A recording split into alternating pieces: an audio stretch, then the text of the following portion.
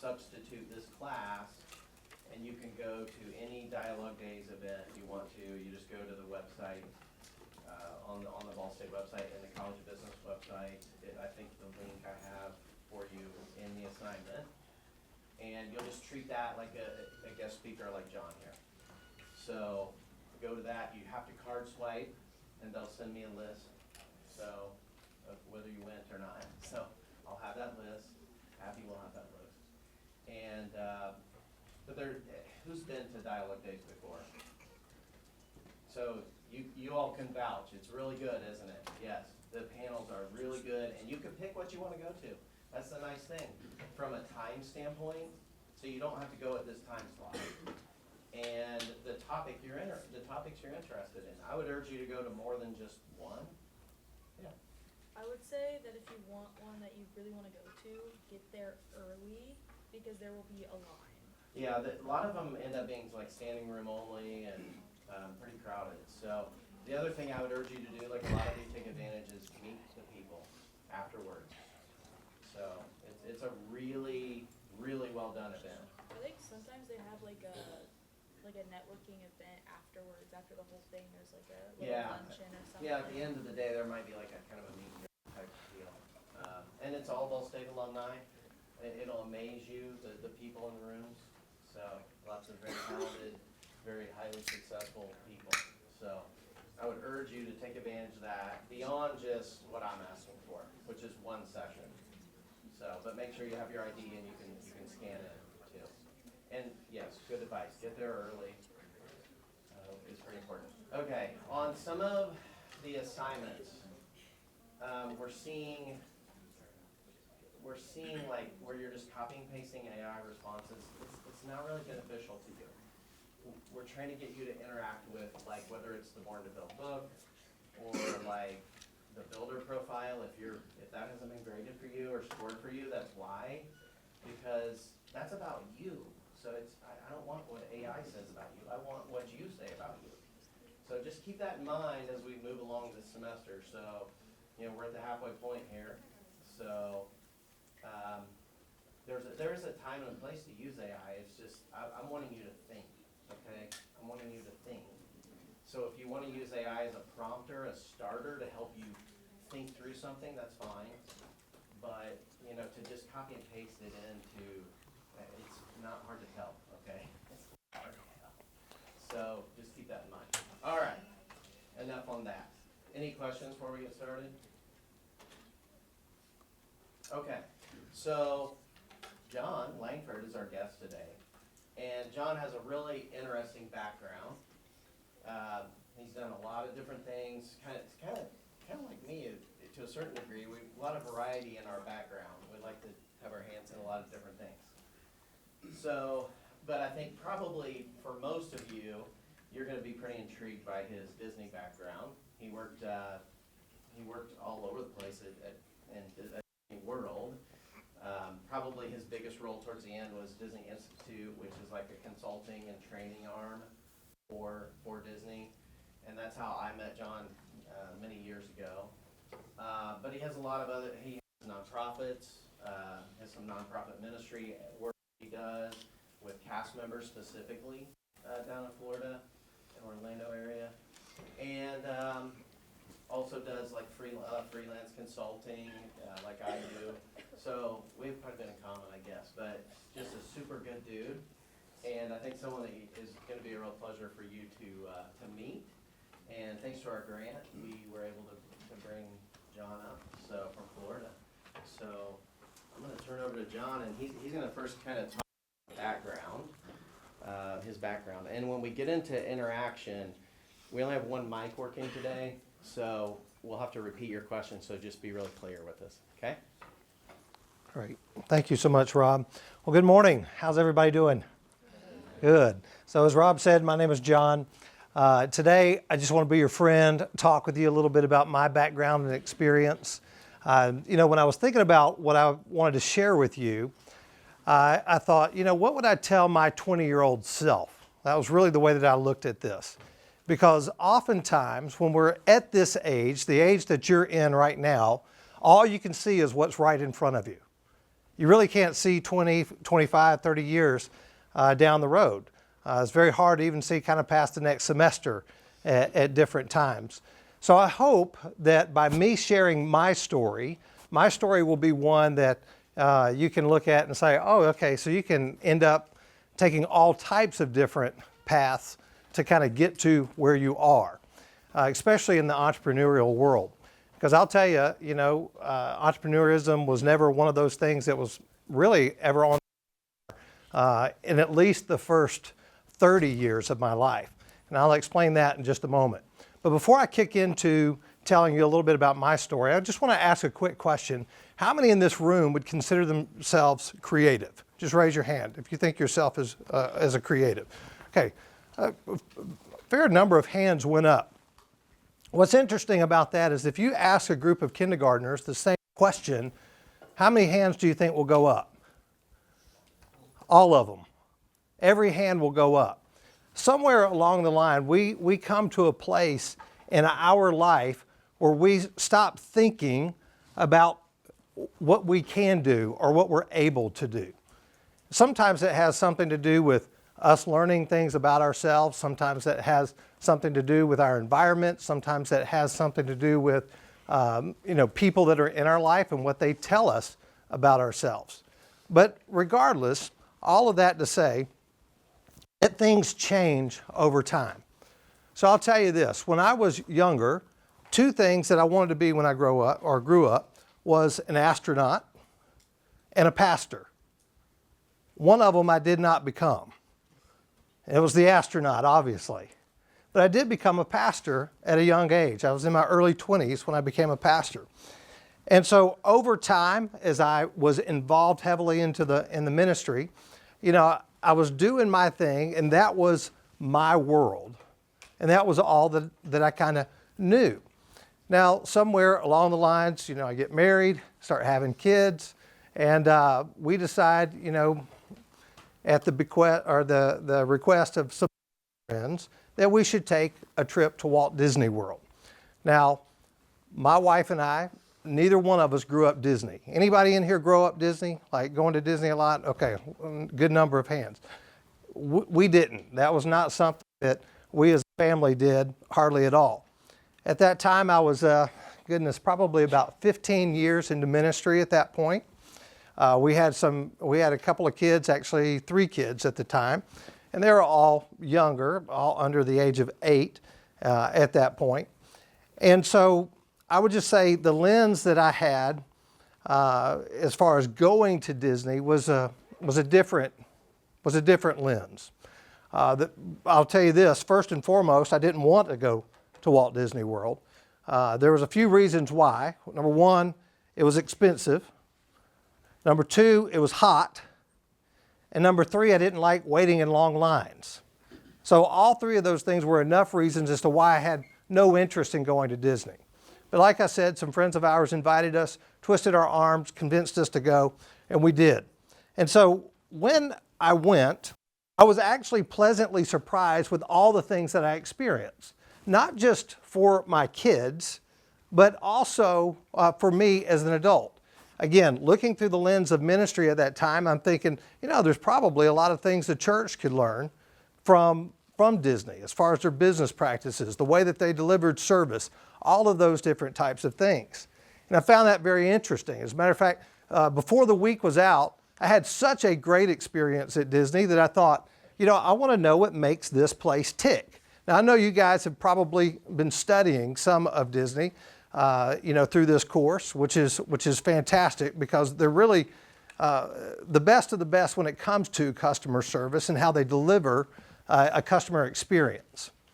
And so I began to do my own research on the Walt Disney Company and discovered very soon, very quickly, that there was something unique about Disney. And so as I studied that, I thought to myself, if I ever get a chance to go to work for the Walt Disney Company, I think I'd like to do that. And so I had this point in my life where I was at a crossroads. I was able to make a decision. And that decision was, should I stay the course of where I'm at, or should I go and try and do something new? And so I decided to try something new. So we packed up our family, moved to Orlando, started a nonprofit. I went to work at Disney. I was working part-time there at Disney, as Rob mentioned. I got to work at a lot of great places. Started out at Magic Kingdom, went over to Animal Kingdom Lodge, and then from there to Disney University, then the World of Disney at Disney Springs, and ultimately Disney Institute. I really got to work at some of the best places there at Walt Disney World, and got to learn a lot about Disney and what makes it tick and how it operates. Especially at Disney Institute, I was able to share a lot of those truths with other people, other businesses around the world. They would come in and want to learn how Disney does business. And so, I think back over the course of time, a lot of things changed in my life. A lot of paths that I took changed. A lot of decisions that I made had long-term implications because I went to work for Disney, ended up working there for 9 years. I didn't expect to work there that long.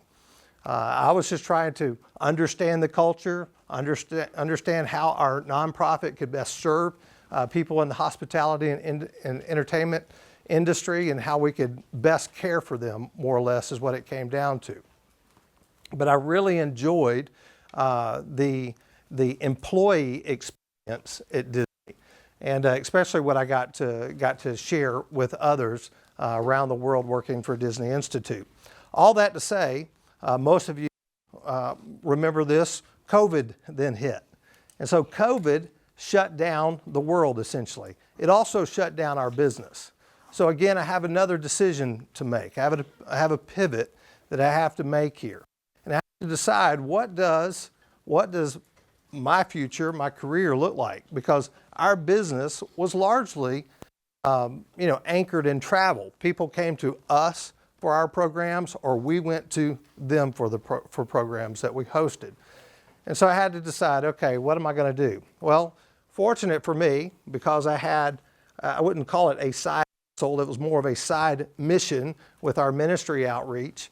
We found a huge need throughout COVID, and we were able to focus in on what needed to be done during that time by taking care of about 120 internationals who had gotten stuck, that were part of the Disney program, who had gotten stuck in the States here because all of their countries had closed for travel. So they weren't able to go back home. So we essentially cared for them for about 6 to 8 months. They were no longer employed at Disney.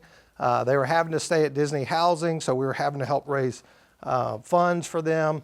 We organized grocery runs, all types of different things that we did to help serve them during that time until they could get back to their home countries. And then again, once that concluded, the world opened back up, then I found myself in a position of, all right, so now what am I going to do? Because the business that I was once a part of is still not quite open for business, so I do need to do something different. So what came about was, as the world began to open back up, people who had been in any of my classes through Disney Institute had started to reach out and say, hey, John, understand Disney Institute's still not open. Are you open for business? Would you be interested in coming and doing some work for us? And then that began the consulting work that I started to do. And so as I began to do that, it was year after year after year of doing that. Then it was 3-4 years. And then some of the clients that I worked with said, hey, maybe if you have any interest, would you be open to doing some coaching for our people? Would you get into coaching? And so then I had the opportunity to invest in people and coach them in their life, it was their career, whatever it may be. And so really that's kind of where I'm at right now in my career, is doing both coaching and consulting. And it's really been a great way to kind of blend my passions, a lot of the passions that I have, both with ministry and the business world, and bring that to reality. And so, here I am, 50 years old now, and have had quite a vast experience, lots of opportunities, and being able to share those with people. I look back over the years that I served at Disney, a lot of the work that I'm doing now, and I now kind of look at this and I say, really what I enjoy most is helping people. Helping people get to where they want to go. That's why I enjoy coming and speaking, especially to students. I've always enjoyed talking with students, getting to know kind of where they're at in life, what their goals, what their ambitions are, helping them understand that, hey, look, you know what, things change. Sometimes they're due to your own circumstances or your own decisions. Sometimes it's an outside influence that has caused you to kind of redirect. And so you've got to make a decision. Sometimes we have to pivot, and then we start moving, in that new direction. But the key is that you keep moving. It is about keeping moving, because if you ever stop, what happens is you can become stagnant, stop growing, stop pushing yourself, etc. And so you don't want that to happen. What I have found is that, lots of doors begin to open up, and you just explore those doors. You make decisions. Do I want to try that or wait for something else? And so all the different things that we encounter in our life, I think really kind of helps us to sort through not only just understanding, who we are, how we're wired, but also, what do we want to focus on in life as well. I think when you're young, if you get to a place where you do have an understanding of who you are, what your giftings are, how you are wired. I know Rob gives you guys some assessments to be able to interpret that about yourself. Those are a huge help. Those are a huge help in helping you kind of get a baseline for who you are.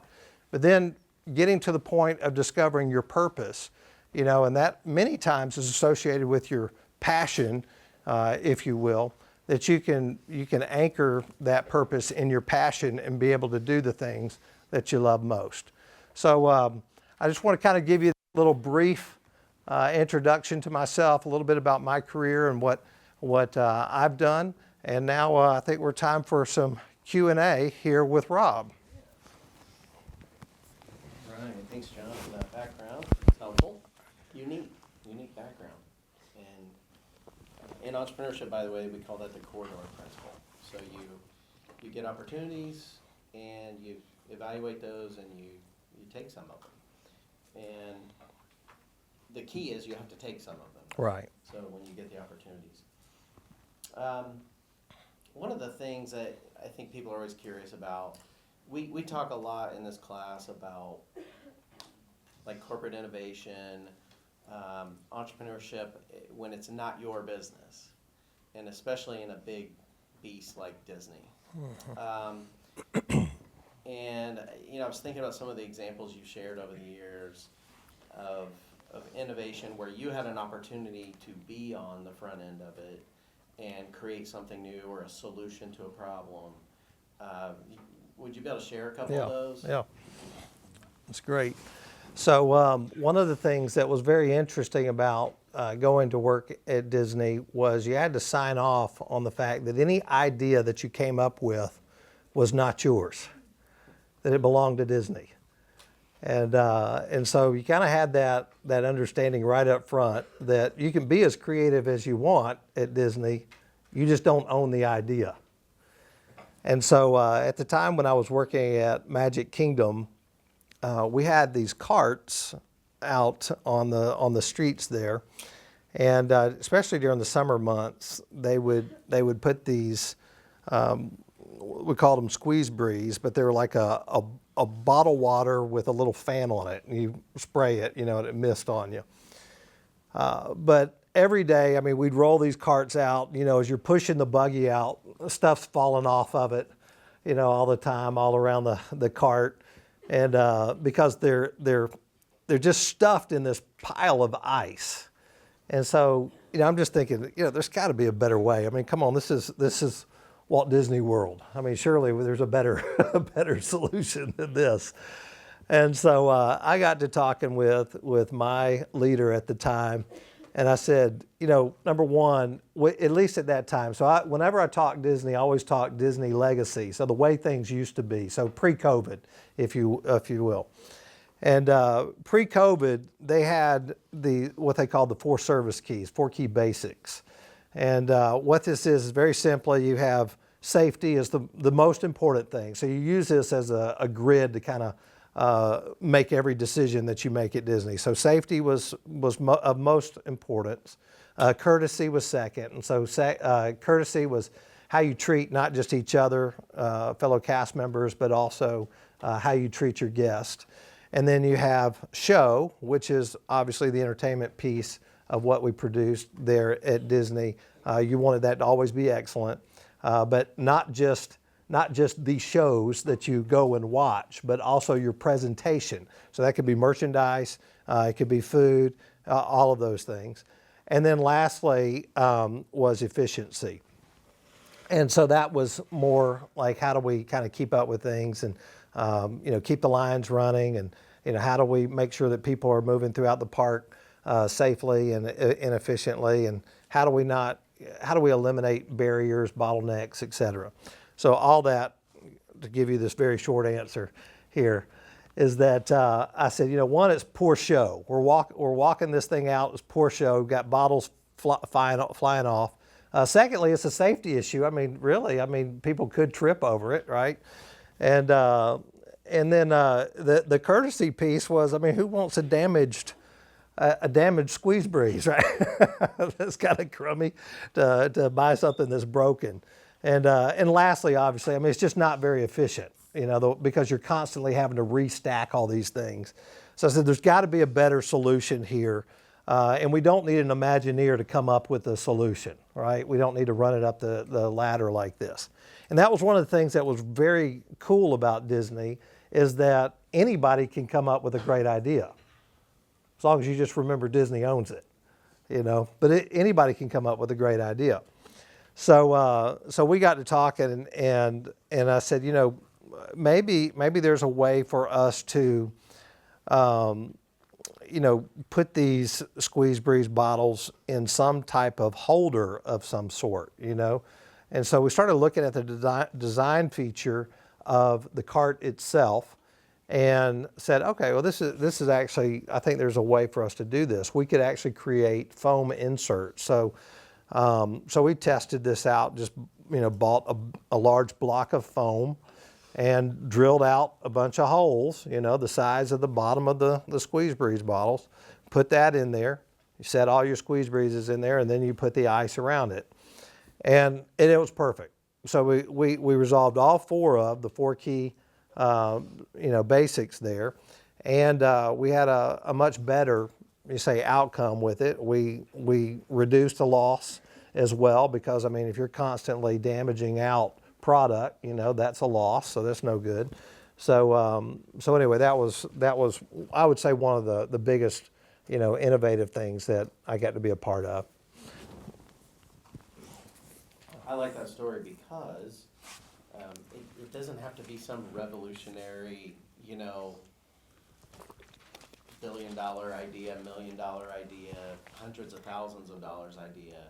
You need those incremental innovations to improve the business. The other side of it is, I'm sure that gravitated to the rest of the company. It did. In drinks and other cart use, and maybe even other uses beyond carts. So every innovation matters. That's right. And is important.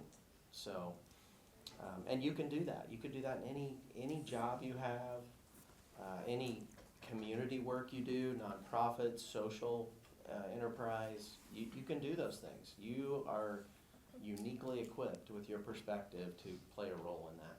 I do want to make a comment on that. I think that's a differentiator as well. How many of you are working a job right now? Okay. And it's not, and of those people, of you that just raised your hand, how many of you, it's your business that you're running? Okay, so very few of you, even smaller numbers.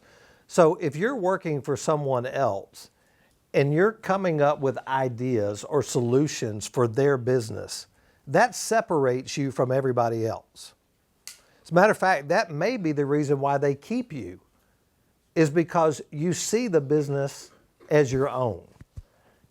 And that to me is always a big win. As I'm doing consulting and working with different companies, a lot of times the people that are, say, most invested are those who look at the company, even though it's not their business, they look at it and operate or function within that business as if it were their own.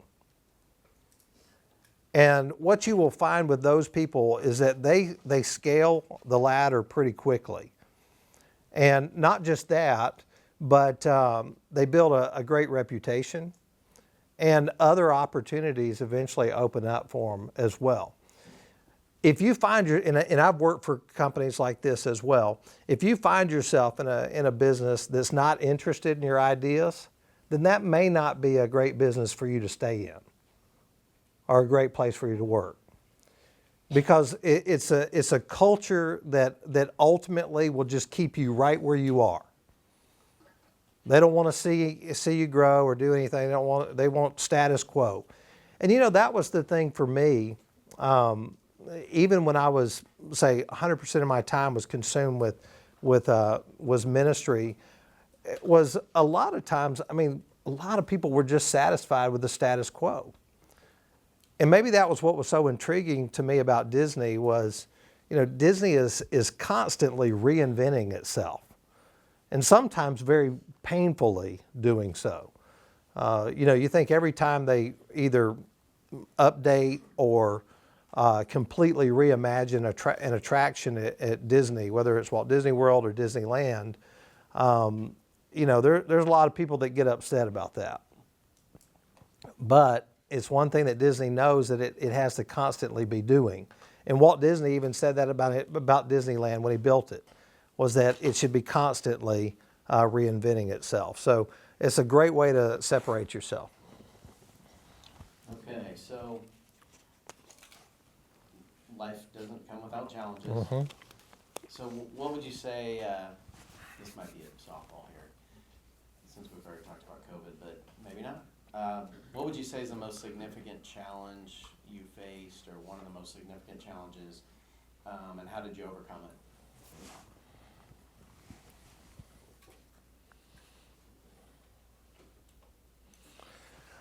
I'll say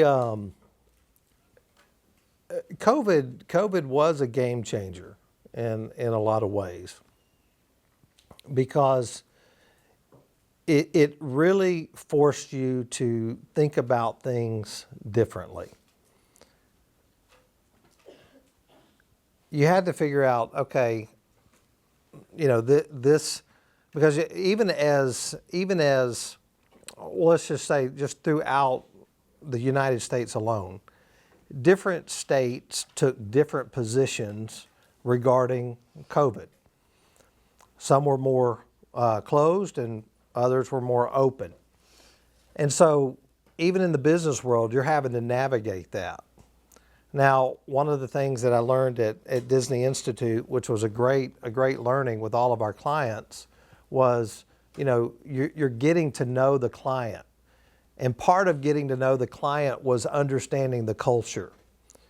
And what I mean by culture, when we define culture, it's what goes around here. How do things operate? What's acceptable, what's not acceptable, type thing. And so when you do this preliminary conversation with your client to kind of learn that, that really kind of sets the stage for the expectations and how you deliver services. Well, COVID, it just elevated that to a whole nother level, because you had some businesses that were extremely stringent about how they were going to manage through that, and then you had others that weren't. So you had to kind of be very flexible with how you worked with people through that. But I would say the hardest thing for me was just kind of making that decision of I'm going to have to start doing something on my own here. Disney Institute's not opening back up, so I'm gonna have to, in order for us to survive as a family, in order for us to have income, I'm gonna have to do this on my own now. And so I would say that was the biggest thing, because when I was at Disney Institute, I had an entire team that worked with us as the facilitation of the delivery team. We had a graphics art department. We had the sales team. We had all these different teams that made it all happen. And now I'm a one-man show out there kind of doing it all on my own. So I'm the graphic guy. I'm the sales team. I'm the delivery guy. I can't get sick because there wasn't anybody to cover for me. And so, just trying to get that momentum behind you and getting that business established, really out of nowhere in a COVID environment, with all the variety of companies that you're working with was pretty challenging. Talking about leadership a little bit, and leadership, and our ELI assessment looks at your entrepreneurial style and your leadership style. You were pretty heavily leaning towards scientist with a little bit of support and builder, very similar to me actually. And I guess the first question here is, how well do you think that describes you? And how do you think that translates into kind of how you interact with people and your business opportunities? Mm-hmm. So that's a really great question. And honestly, when I took the ELI, I thought to myself, wow, okay, this makes a lot of sense. I'm a scientist. This makes sense as to why I research things the way that I do, the way I spend time doing the things that I do. And even my frustration sometimes with visionaries like an artist or an evangelist, if you will, who goes out and they're promoting, their business. I'm a terrible marketer. I'm the worst at it. So I cannot market myself at all. The vision is not so bad, especially with the nonprofit work that I do. I think having a vision for that was very, very important. And when I kind of look at the business that I do now, there is a vision for what I want to accomplish, and that is really just helping as many people as I can to get to where they want to go. But kind of understanding that about myself, that I'm a scientist, really kind of helped me realize the need for all those other people. So in some type of supporting capacity. And so they don't necessarily have to work for me as long as I have those type of people that can pop into the business here and now whenever I need it. And that's what was, I think, very helpful for me about that piece was understanding that.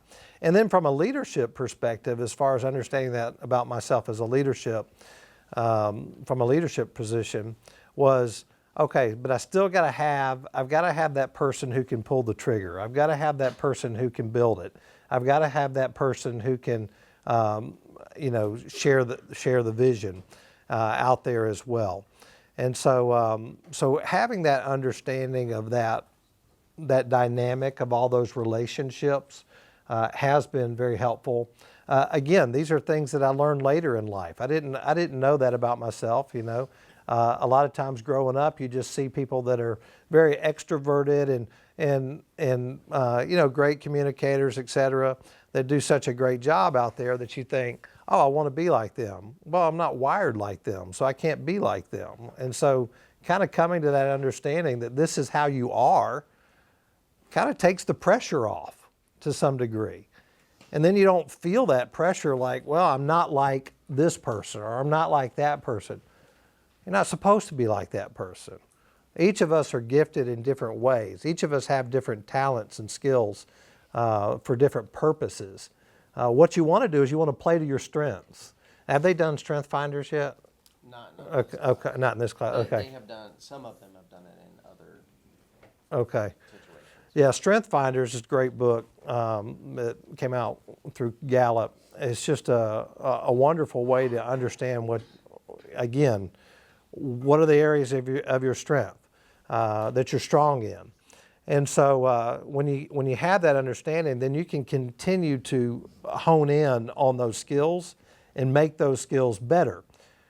It's not going to do you any good to spend all this time trying to fix someone that is not skilled a certain way.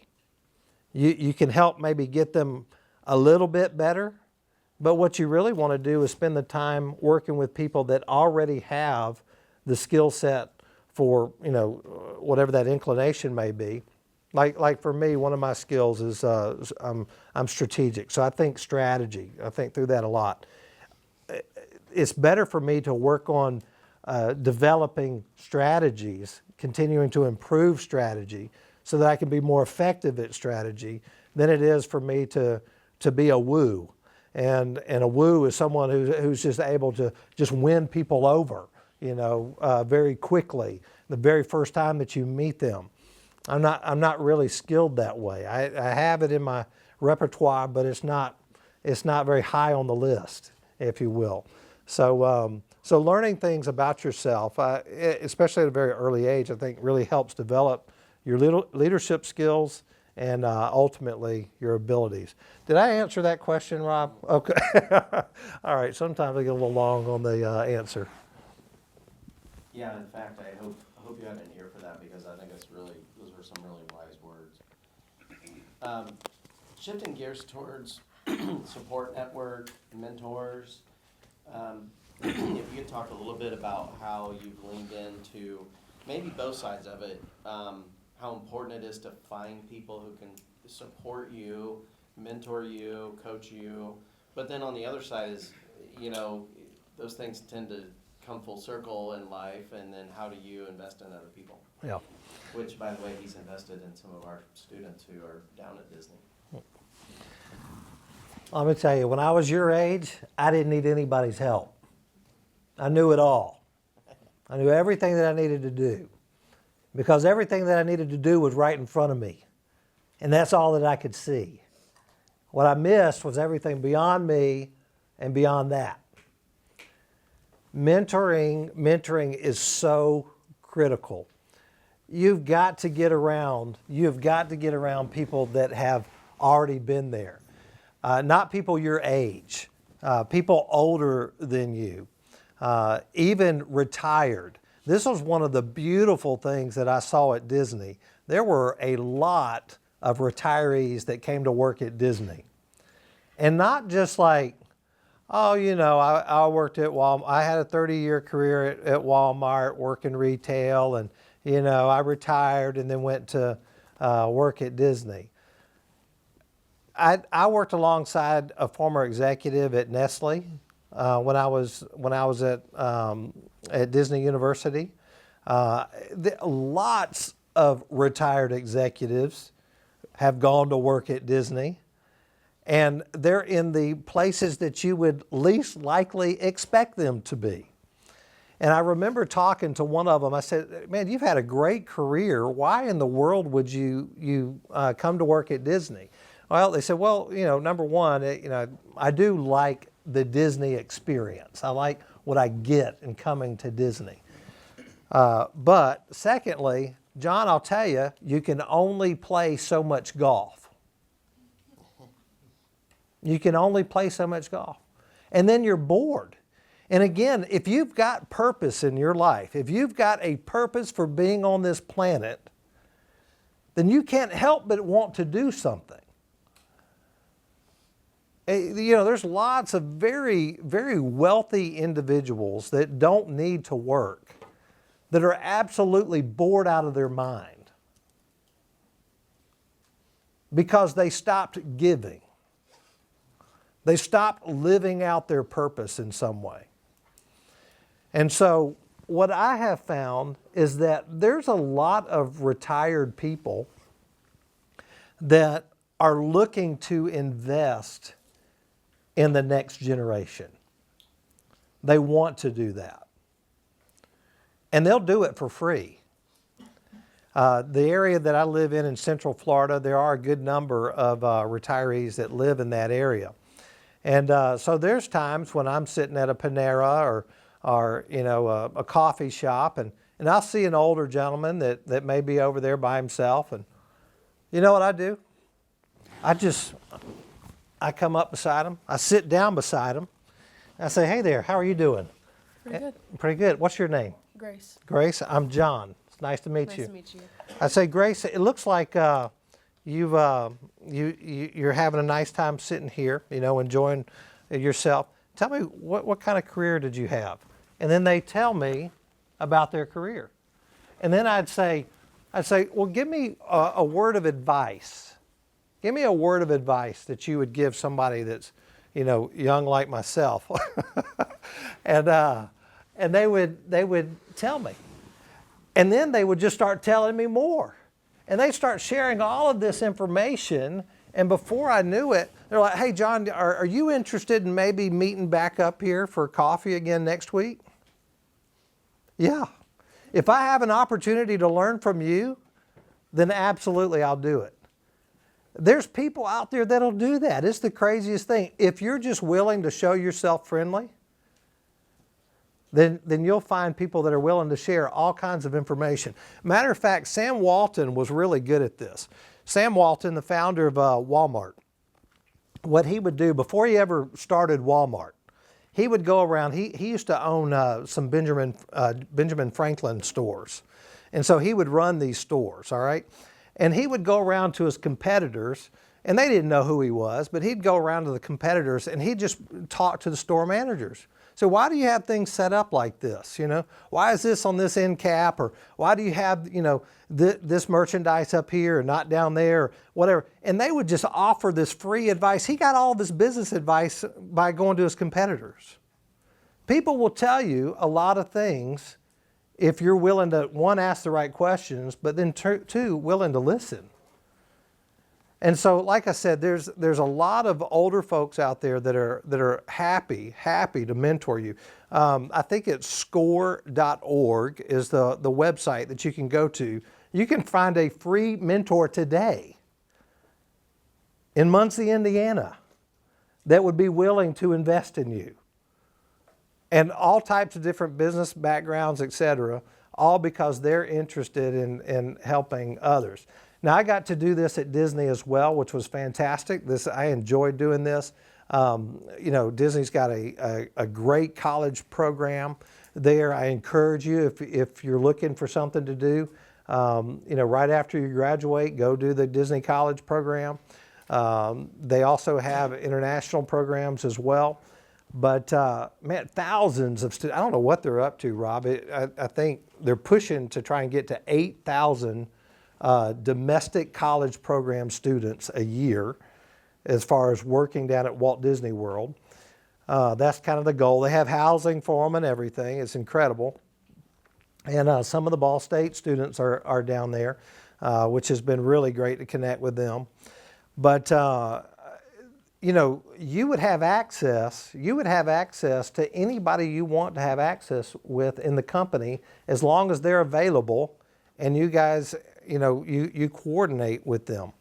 That's what I tell everybody that comes to do the college program at Disney. I say, look, you need to network while you're here and talk to as many people as you possibly can because they're happy to tell their story and it may help you get to where you're wanting to go. And so mentoring is a big thing. I enjoyed doing that. I worked with hundreds of college students, helping them plan their trajectory as far as their careers, and still do that even today. So even though I'm not working at Disney, I still get calls from students. They find out, we heard that you like to mentor people, and I'm happy to do it. And so it's been a great thing to be a part of. So you might have just answered this, but we'll give you another crack at it before we open it up to questions. Do you have any other kind of key messages or advice you would like to share with our future generation of entrepreneurs and leaders in the room here, and anybody that would watch the video later, right? What would that be? Well, so I'm gonna, because I know one of the questions was talking about work-life integration, and so I'm gonna come back into that. And you're very clever in how you worded that, work-life integration instead of work-life balance. Don't fall for the facade of what you might hear people talk about as work-life balance. There is not work-life balance. You have one life. That's it, one life. And both work and life are part of it, all in the same day. I see this at work, especially in the employee engagement work that I do and coaching. You have people that are going through difficult things at home, and what do? They bring that to work with them the next day. You have people that have difficult experiences at work, and what do? They go home and vomit on their family at night about the work. It's all one life. And so if you can understand one thing, your purpose is what's critical. Understanding not just your wiring, but also your purpose, what you are passionate about, and stay focused on that. I think that is a huge win. That's a huge win. But the other thing, in conjunction with that, as you think about those things, is this. All throughout our lives, it's going to ebb and flow. It's going to ebb and flow. There's going to be different times of the year where you're going to be busier than others. Sometimes your job is going to require you to give more than what you really want to give, but you have to do it in that moment. It shouldn't be like that all the time where you just give. But there's going to be different seasons. There's going to be different seasons of your career where you're going to have to give more, and then there's going to be seasons where you don't have to give as much. And so if you can see things like that, I think that's very helpful. The other thing that I would say in conjunction with that is that being present is important. And what I mean by that is when you're at work, be present at work. Don't be distracted by all the things that are going on. Now, because we only live one life, there are going to be seasons where we're going through different things that are going to probably impact our day in some way. For me, over the last 5 years, I've lost grandparents and some loved ones. Those were difficult times to go through, but because I'm human, I also felt that at work. There were times when I was at work where I felt that, where I felt those losses, where I felt, having to go back to Atlanta, to be with family, needing to be there. When do I go?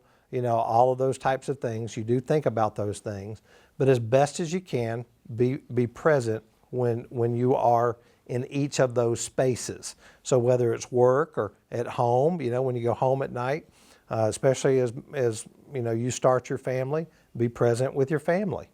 Don't be thinking about what happened at work or whatever. You can talk about it, and I think some of the healthy dialogues that we have with family sometimes at the table is about things that we encountered at work and how we dealt with it. But you want to make sure that you do focus that time on your family. I have an 11-year-old daughter. I have 4 girls, so they're 20, 18, 15, and 11. And the 11-year-old is interested in tennis, and so I've been her tennis coach for the last couple of years. And every Tuesday night, we have tennis. And if I miss a night, I know it. Daddy knows it, because she tells me, "Daddy, you forgot," or "When are we going to make up? Our tennis lesson." So, well, okay. Well, thank you for holding me accountable, an 11-year-old, and that's good. And nothing wrong with that. But we'll make up our time. So just being present with your family, is critical. But also, like I said, being present at work is also very helpful. That's good stuff there. Good advice. One of the things, John, that we do in this class, every class, I think it's especially important when we have guests, but we do it every class, is they have a 3x5 note card, and they write down their 3 key insights and 1 golden nugget. And part of the goal of that is really to be present and to be intentional about, not everybody in the room of every speaker, every topic is, sometimes you're going to be kind of bored with it. but you can always find at least a few good things, and especially one really good thing. So what we've been doing is, and not with names of course, but we've been sharing some of these key insights with our guest speakers. And because what we found is it's a gift to them. And because you're impacting them. And so I'm sure you'll look forward to the gift. But because, and I started the class with a little bit of negative with the AI stuff, but I do want to say that some of the insights that you all are sharing are really impressive. And, I can tell you're present. So that's really encouraging. So, because I think if we go back even a very short period of time, even 2 or 3, 4 years, it hasn't always been that way post-COVID. So, good for you. All right, some questions. Do we have some questions? Okay, you're second, and because you're right here. So when you talked about like starting something new and you were like, I can't take any sick days, how did you work through that feeling of having kind of the shoulders and starting a new business or starting a new part of your life? Boy, that's a really good question. Really good question. For me, I think having a family that helps. So I mean, you look at your family and you're like, they're dependent, upon me. So I've got to make this happen. And I've got 2 kids in college as well right now, and so it's you can just tighten up the belt a little bit. No, those tuition payments keep coming regardless, right? And so that becomes your motivator. And I remember asking a similar question, like you just asked, of someone years ago. What's your motivation in starting their own business and that type of thing? And I remember them saying, I've got mouths to feed and a roof to keep over my head. And I remember thinking, I don't quite understand that, because at that time, I was just, the paycheck just came every 2 weeks, right? I mean, when you're working for a company, a paycheck comes every 2 weeks. When you're on your own, you may not have a paycheck for months. Now, granted, sometimes the paychecks are bigger. It can be like that. But for me, it was always family. And I don't know if y'all are aware of who Ed Milet is. But Ed Milet, he has the #1 business podcast in the world. He's incredible. His podcasts are fantastic. He had Jeff Foxworthy on the podcast, not long ago. And Jeff Foxworthy, he was #1 a comedian at one point, very very popular comedian. And then after that, from that fame, he went on to do, Who's Smarter Than a 5th Grader or something like that, And then he does,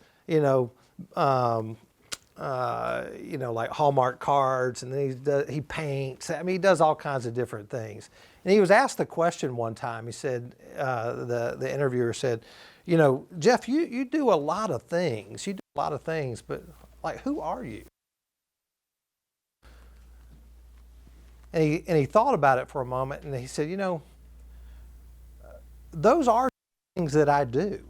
I just do those things because those are things that came to me, or things that, that I initiated and did. But when I really boil it down to is there's 3 things. He said, #1, I'm a husband to my wife. #2, I'm a father to my children. And #3, I'm a child of God. That's what he said. Just on that podcast, Because that is who he is.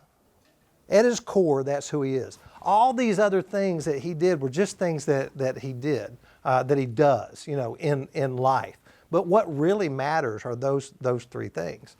And so I think when you're looking for motivation, knowing who you are and what's most important to you is what helps give you that kick in the pants to do what you need to do.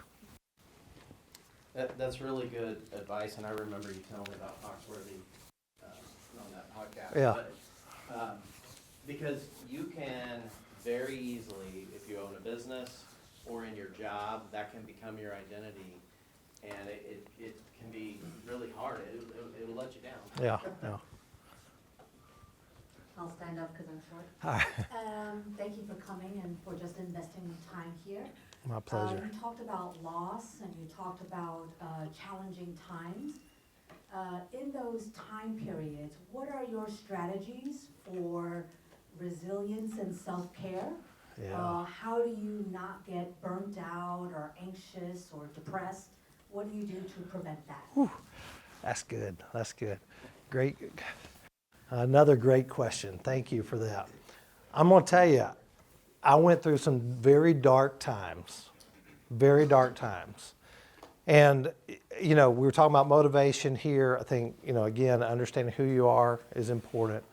But being able to kind of push through, you know, that resiliency, you know, again, under giftedness. So, executive coaching, I also have a coach myself.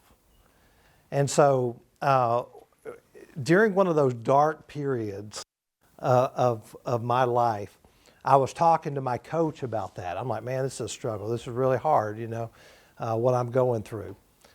And he said, and at the same time, I was reading a book called The Reinvention Formula by Craig Siegel.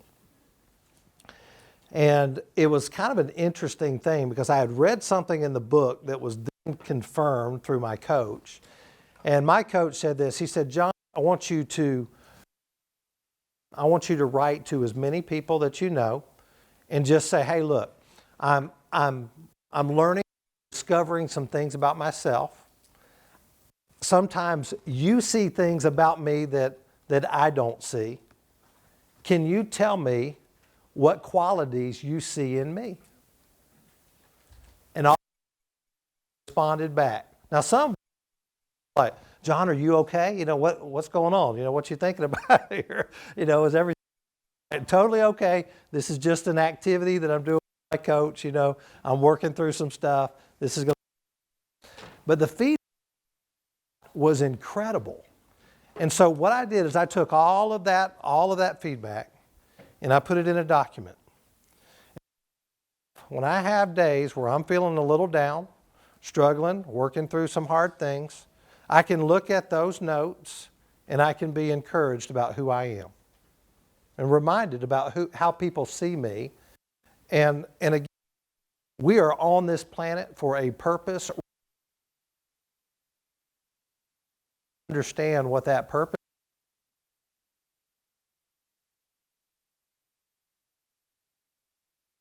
Our talents build resiliency.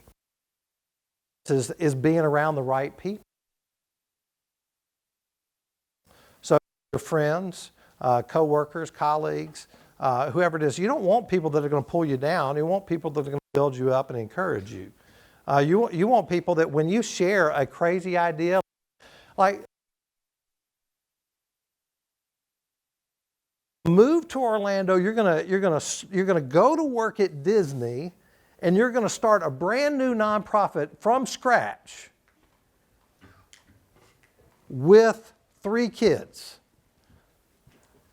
You don't want, I mean, you do want people to be honest, but you also want, I think you can do it. I think you can do it. And I don't just think that, but I want to do it. And so I think putting the right people around yourself is also important. Nothing wrong with having, you know, the realist, but I think you want less realist than you do those who believe in you. Great question. Yeah, so don't lose your ability to dream. Always dream. All right. Questions?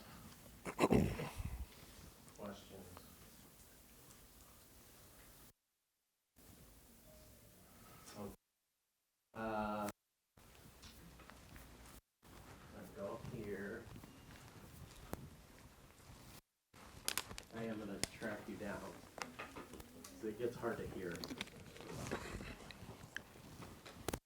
When he talked about the side hustle, I thought of you. Yes. something about remaining like friendly to everybody, and I was just wondering how you remain friendly, like even when they're not being positive and like you're constructive or like just a good energy, and like how you remain respectful during those kind of times.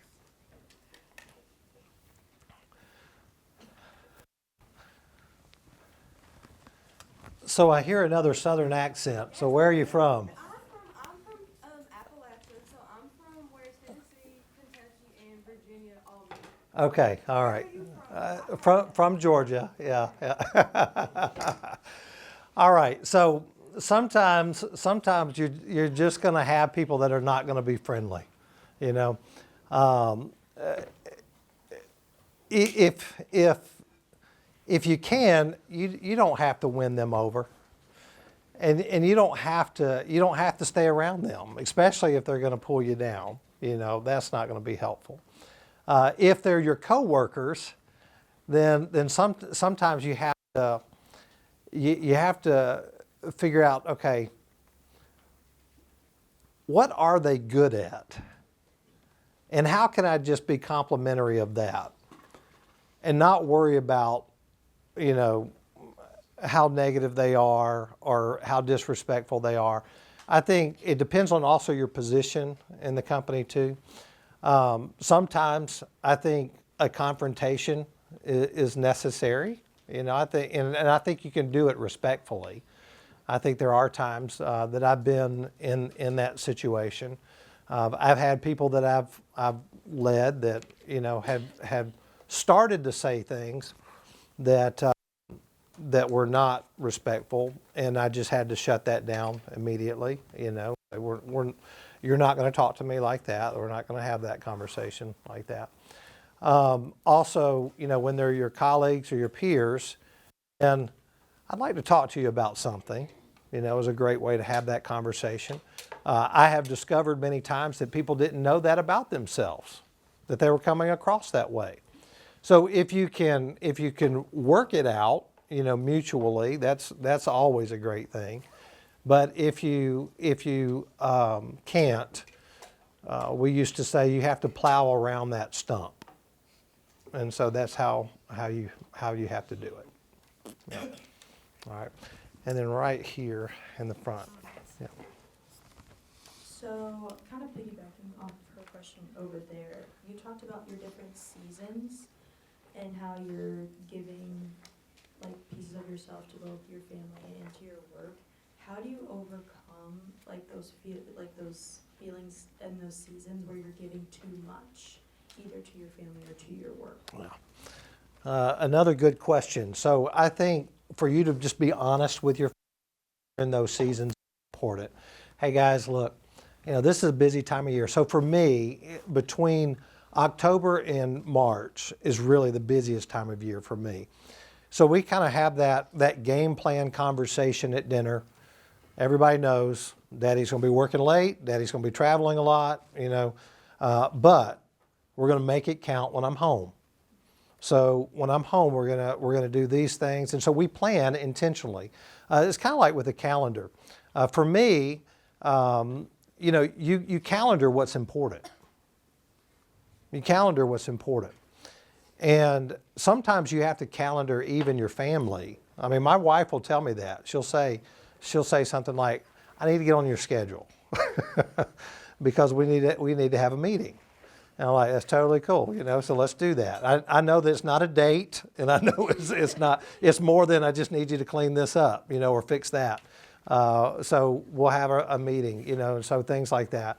And so I think just being upfront, you know, about that is important. I know we've heard a lot from the ladies here. How about any of the fellas that are out there? Any questions from you guys?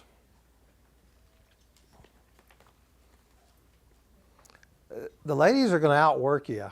I have been very impressed with what I have seen when it comes to women in the workforce. They are a force to be reckoned with. And of course, I'm raising 4 girls.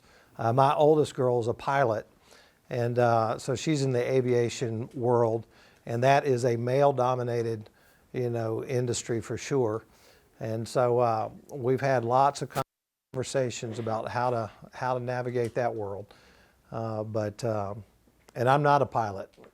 I would have liked to have done that had I been an astronaut, but that didn't happen because I just couldn't math. So that was my biggest problem there. Any other questions before I guess is that it, Rob? Oh, there we go. Okay. You're gonna have to shout. You mentioned earlier something about learning people's stories and approaching new people. As someone who's pretty shy, do you have any advice on how to get out of your comfort zone and work up courage to talk to people? So the question was, if you're shy and working up courage. So I don't know, are you shy? Well, you just asked the question. That was great. That was good. This is what I would say. If you're shy and you're working on working up courage, you do the Disney College program. I have seen people blossom in that program that has been very impressive to see how people have gone from being very introverted and quiet, to just really coming out of their shell. And so that, again, you get in the environment that can help you blossom. That's what you're looking for. And I thought, okay, yep. So just because I live this every day, Candy, right? Candy and I are an incredible team, and I'm actually more on the introverted side. You all you don't really see that because I'm leading a classroom twice a week with you. But I'm not always the first person to make the contact. That it's also great to have like a running mate, a wingman, your person beside you, who maybe is that outgoing person and can initiate. Because you don't have to apologize for being introverted. Nothing wrong with that. But sometimes it can be helpful to have someone else who can initiate, and once she initiates, I could take it from there. Because I'll figure the person out and I'll figure out how to connect with them. So that's another strategy too. But I think you do have to put yourself in some uncomfortable situations. Just think about it. You're meeting with somebody in a coffee shop. What do you have to lose? What do you have to lose? You want to be safe, but what do you have to lose? So, yes, Jasmine? No? Okay. All right. I think that's probably about our time. One thing we need to do really quick, though, is we tend to forget this. So we're going to do a selfie Okay. with the class in the background. It's my favorite part. Yeah, he looks forward to this. So, all right.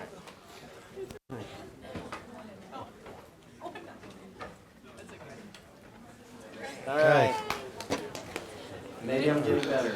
All right, turn in your cards.